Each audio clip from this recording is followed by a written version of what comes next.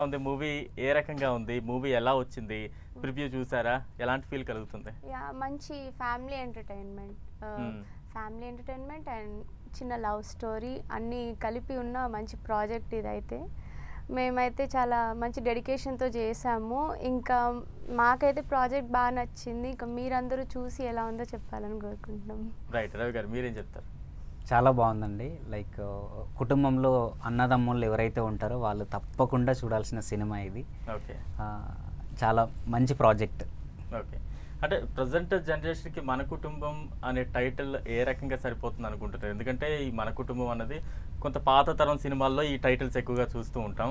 ప్రస్తుతం ఈ కాలంలో పెట్టారు కదా! ఇది ఎంతవరకు ప్రజల్ని అట్రాక్ట్ చేస్తుంది అనుకుంటారు?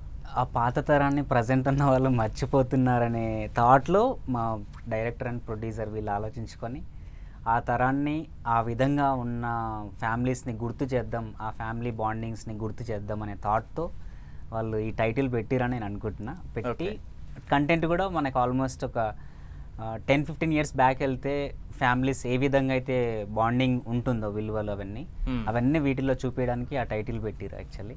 ఓకే. రైట్. లాస్య గారు ఏంటి మీ బ్యాక్‌గ్రౌండ్ ఏంటి? అంటే మీ నేపథ్యం ఎలా వచ్చారు సినీ పరిశ్రమకి? దీని గురించి కొంత అంటే నాది జర్నీ అయితే అన్‌ఎక్స్‌పెక్టెడ్ ఫీల్డ్‌లో. స్టార్టింగ్ నేను సాంగ్స్, ఓటీటీస్ చేస్తూ ఉన్నా. అన్‌ఎక్స్‌పెక్టెడ్‌లీ నరసింహ గారు మాకు ఈ ప్రాజెక్ట్‌లో ప్రొడ్యూసర్. ఆయన ఇట్లా మూవీ తీస్తున్నారని చెప్పి నాకు హీరో వాళ్ళందరూ కొన్ని ప్రొఫైల్స్ షేర్ చేస్తూ నాది కూడా షేర్ చేస్తే సెలెక్ట్ చేసుకున్నారు. చేసుకున్నాక స్టోరీ విన్నాం. స్టోరీ మంచి మెసేజ్ ఉంది. లైక్ ఈ జనరేషన్‌లో ఫ్యామిలీస్ కన్నా ఇప్పుడు ఎక్కువ యూత్ అట్రాక్ట్ చేసే టైప్ ప్రాజెక్ట్సే ఎక్కువ మనం చూస్తున్నాం.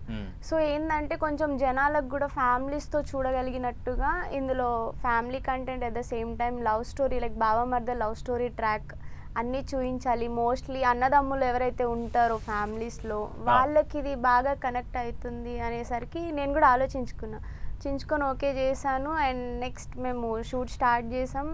అంటే అందరి ప్రాజెక్ట్స్ లాగే మాకు కూడా కొన్ని అప్స్ అండ్ డౌన్స్ వచ్చాయి. బట్ ఇక్కడ దాకా వస్తుంది అని ఎక్స్పెక్ట్ చేయలేదు. అండ్ చాలా క్విక్గానే మాకు ప్రాజెక్ట్ అనేది స్టెప్ కంప్లీట్గా అయిపోయింది. ఇప్పుడు థియేటర్కి